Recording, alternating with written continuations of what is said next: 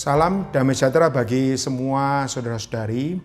Mari kita melanjutkan pembahasan pelajaran hayat Kisah Para Rasul, berita yang ke-18 dan ke-19. Kali ini kita melihat bagaimana Petrus dengan kuasa Roh Kudus memberitakan firman Tuhan dengan kuat. Dan kita juga melihat bagaimana kelangsungan penghidupan gereja yang penuh kuasa keselamatan Tuhan Yesus yang bisa melepaskan mereka dari materi, dan juga bagaimana peristiwa Ananias dan Safira yang mengingatkan kepada kita bahwa penghidupan gereja adalah penghidupan yang serius di hadapan Tuhan. Inilah penghidupan yang bagaimana mendapatkan seumur hidup kita bagi kemuliaan Tuhan. Sekarang kita akan melanjutkan bagaimana pergerakan perluasan Injil Kerajaan Allah ternyata mengalami penentangan, mengalami penganiayaan. Tetapi kita akan melihat bahwa Petrus dan saudara-saudara rasul lainnya itu tidak goyah. Mereka tetap dengan semangat, mereka tetap dengan penuh roh untuk terus memberitakan firman. Maka pembahasan kita adalah memberitakan seluruh firman hidup. Firman di sini adalah rema, yaitu perkataan Tuhan yang seketika, perkataan Tuhan yang hidup, dan hidup ini adalah hayat. Jadi rema adalah perkataan Tuhan, sang hayat itu sendiri yang disalurkan kepada semua orang. Kita akan membahas 4 poin. Yang pertama, bagaimana penangkapan para rasul dan pertolongan Tuhan. Saya akan bacakan di dalam Kisah Para Rasul pasal 5 ayat 17-20. Akhirnya mulailah imam besar dan pengikut-pengikutnya, yaitu orang-orang dari mazhab atau aliran Saduki, bertindak sebab mereka sangat iri hati. Mereka menangkap rasul-rasul itu lalu memasukkan mereka ke dalam penjara kota. Tetapi waktu malam seorang malaikat Tuhan membuka pintu-pintu penjara itu dan membawa mereka keluar. Katanya, "Pergilah, berdirilah di bait Allah dan beritakanlah seluruh firman hidup itu kepada orang banyak." Jadi kita lihat para rasul ditangkap oleh mahkamah agama ya, karena mereka sangat iri. Tetapi puji Tuhan, Tuhan kita adalah Tuhan yang bertanggung jawab untuk memelihara, menjaga para saudara-saudara yang melayani Tuhan. Maka Tuhan mengutus malaikat untuk datang membebaskan mereka. Kita melihat saudara-saudari bahwa ministry kebenaran selalu diganggu dan diserang oleh si jahat. Kita lihat si jahat hari ini bisa berkedok satu agama, satu ritual. Tapi sebenarnya adalah mengganggu, menghalangi di dalam penyebaran Injil Kerajaan Allah. Maka dari itu saudara-saudari, kita perlu meneladani seperti Petrus. Dia tetap melatih roh, dia tetap dipenuhi dengan firman, dan dia menjadikan firman ini firman yang hidup untuk terus disampaikan kepada orang banyak. Kita melihat para rasul tidak melawan terhadap penangkapan mereka. Mereka tidak melakukan perlawanan secara fisik, tetapi mereka memiliki kekuatan hayat untuk menanggung semua penderitaan. Ditangkap, dimasukkan ke dalam penjara, diikuti saja. Kita lihat pertolongan adalah datangnya dari Tuhan. Maka pertolongan Tuhan datang dan menyuruh mereka tetap pergi untuk memberitakan seluruh firman hayat itu. Jadi pertolongan Tuhan bukan sekedar membebaskan mereka dari penganiayaan, tapi setelah dibebaskan, ternyata ada satu amanat lebih lanjut untuk terus memberitakan seluruh firman hayat itu. Seluruh firman hayat itu mengacu kepada rema, yaitu perkataan Tuhan yang hidup seketika, dan hayat itu mengacu kepada hayat ilahi yang mengalahkan semua penganiayaan agama. Kita lihat Petrus tetap bergairah untuk memberitakan seluruh firman hayat. Poin yang kedua adalah kesaksian para rasul. Saya bacakan di dalam pasal 5 ayat 29 ya. Tetapi Petrus dan rasul-rasul itu menjawab, katanya, "Kita harus lebih taat kepada Allah daripada kepada manusia. Allah nenek moyang kita telah membangkitkan Yesus yang kamu gantungkan pada kayu salib dan kamu bunuh. Dialah yang telah ditinggikan oleh Allah sendiri dengan tangan kanannya menjadi pemimpin dan juru selamat, supaya Israel dapat bertobat dan menerima pengampunan dosa. Dan kami adalah saksi dari segala sesuatu itu. Kami dan Roh Kudus yang dikaruniakan Allah kepada semua orang yang mentaati Dia. Di sini ada kesaksian para rasul lebih lanjut yang menegaskan bahwa mereka lebih taat kepada Allah dalam memberitakan firman walaupun menghadapi penganiayaan. Saudara-saudari, biarlah ini juga menjadi teladan bagi kita. Jangan khawatir, jangan takut. Selama kita memiliki waktu untuk memberitakan firman, beritakanlah. Kita harus lebih taat kepada Allah. Dalam hal ini Allah menghendaki supaya kita ini mendapatkan keselamatan, kita juga menyalurkan, memberitakan keselamatan ini menjadi Injil kepada semua orang.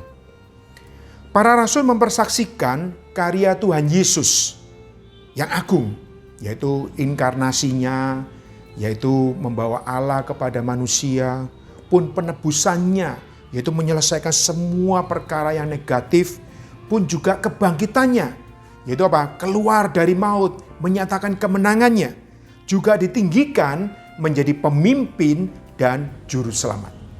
Mengenai pemimpin ini, bahasa Yunani pakai kata arsekos, menunjukkan kepada pemimpin yang agung, yang berwibawa, yang di atas semua pemimpin dunia ini. Dan juru selamat ini menunjuk kepada karunia keselamatan yang diberikan kepada setiap orang yang percaya. Kristus sebagai pemimpin, seperti yang sudah saya katakan, itu berdaulat memerintah atas bumi dengan otoritasnya yang membuat umat pilihan Allah menerima karunia keselamatannya. Saudara-saudari, kelihatannya di depan kasat mata kita, memang pemimpin-pemimpin dunia menjalankan pemerintahannya. Tapi kita harus percaya di atas semua pemimpin dunia ini ada pemimpin di atas pemimpin. Pemimpin yang agung, pemimpin yang sejati, yang berdaulat memerintah atas bumi. Dan tujuan dari pemerintahannya adalah membuat umat pilihan Allah untuk menerima karunia keselamatannya. Dan kedaulatan juga untuk mendirikan kerajaannya di bumi. Suatu hari kerajaan dunia ini, menurut Wahyu pasal 11 ayat 15, pemerintahan dunia ini akan dipegang oleh Kristus. Dia adalah raja di atas segala raja, dia adalah tuan di atas segala tuan. Amin. Lalu pemerintahnya yang berdaulat itu membuat umat pilihan Allah bertobat. Karunia keselamatannya memberikan pengampunan dosa kepada mereka. Saudara-saudari, pertobatan dan pengampunan dosa adalah karunia yang diberikan Tuhan sebagai pemimpin dan juru selamat. Mungkin kita mengira bahwa pertobatan yang kita lakukan itu karena kita sadar dan kita melakukan satu perpalingan. Itu di pihak kita. Ternyata sebelum kita melakukan itu, Tuhan di dalam kedaulatannya itu mengatur situasi yang menangkap kita, yang membuat kita tidak bisa lari. Sehingga kita hanya datang, kita bertekuk lutut, kita menengadah pada Tuhan juga, kita mengakui, Tuhan, Engkaulah juru selamatku. Tuhan, aku berpaling kepadamu. Tuhan, aku hanya bermohon kepadamu. Tuhan, Engkaulah pertolonganku. Ini menunjukkan bahwa Tuhan sebagai pemimpin, Dia berdaulat mengatur, membuat Anda dan saya bertobat. Dan juga mendapatkan karunia keselamatan, yaitu Dia juga sebagai juru selamat. Jadi mereka yang taat kepada Tuhan akhirnya akan menerima Roh Kudus. Ini juga bagian di dalam kedaulatan Allah sebagai pemimpin. Kedaulatan Tuhan Yesus sebagai pemimpin atas Anda dan saya. Yang ketiga, sekali lagi kita melihat penganiayaan yang dilakukan oleh agama, yaitu berupa larangan dan akhirnya juga ada pembebasan. Mari kita melihat Kisah Para Rasul pasal 5 ayat 33. Mendengar perkataan itu, sangatlah tertusuk hati mereka dan mereka bermaksud membunuh rasul-rasul itu. Tetapi seorang Farisi dalam mahkamah agama itu yang bernama Gamaliel, seorang ahli Taurat yang sangat dihormati seluruh orang banyak, bangkit dan meminta supaya orang-orang itu disuruh keluar sebentar. Lalu di pasal 5 ayat 38, Gamaliel mengatakan, "Karena itu aku berkata kepadamu, janganlah bertindak terhadap orang-orang ini. Biarkanlah mereka, sebab jika maksud dan perbuatan mereka berasal dari manusia, tentu akan lenyap. Tetapi kalau berasal dari Allah, kamu tidak akan dapat melenyapkan orang-orang ini. Mungkin ternyata juga nanti bahwa kamu melawan Allah." Nasihat itu diterima. Lalu mereka memanggil rasul-rasul itu, lalu menyesah mereka dan melarang mereka mengajar dalam nama Yesus. Sesudah itu mereka dilepaskan. Saudara-saudari, kita melihat perkataan rasul membuat para agamawan tertusuk hatinya dan hendak membunuh para rasul. Tertusuk itu bahasanya seperti digergaji, potong. Jadi membuat mereka itu ditaklukkan. Jadi kata tertusuk ini artinya perkataan firman yang kuat itu menaklukkan mereka, menaklukkan konsep agama mereka. Tapi reaksinya bukannya mereka bertobat, tapi malah mereka hendak membunuh para rasul.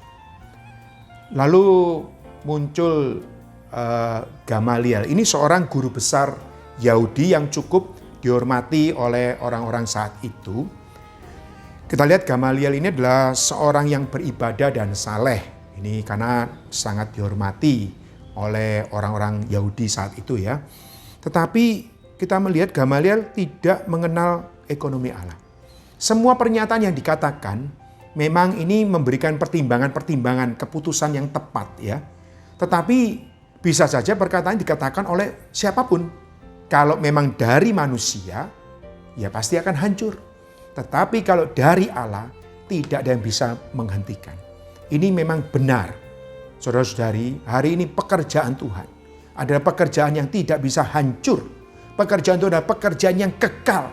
Siapapun yang menghalangi, orang itu sendiri akan dihancurkan. Siapapun yang merusak, orang itu sendiri akan binasa. Saudara-saudari, kita harus melihat, semoga kita bukan seperti Gamaliel yang hanya kelihatan beribadah, tetapi sebenarnya tidak mengenal ekonomi Allah. Sebaliknya kita harus seperti Petrus dan Yohanes, mengenal pergerakan Tuhan dalam pemulihannya hari ini. Hari ini pemulihan Tuhan perlu seperti Petrus yang mengikuti Tuhan, yang mengenal kehendak hari Tuhan. Seperti Yohanes juga bersama-sama untuk membangun tubuh Kristus. Nah, ini yang menjadi keperluan kita bersama. Poin yang keempat adalah sukacita dan kesetiaan para rasul. Di dalam pasal 5 ayat 41, rasul-rasul itu meninggalkan sidang mahkamah agama dengan gembira karena mereka telah dianggap layak menderita penghinaan oleh karena nama Yesus. Dan setiap hari mereka melanjutkan pengajaran mereka di bait Allah dan di rumah-rumah orang dan memberitakan Injil tentang Yesus yang adalah Mesias. Puji Tuhan, para rasul meninggalkan mahkamah agama bukan dengan rasa yang marah, tapi penuh dengan sukacita. Adalah suatu kehormatan menderita penghinaan oleh karena nama Yesus, tetapi dihormati Allah.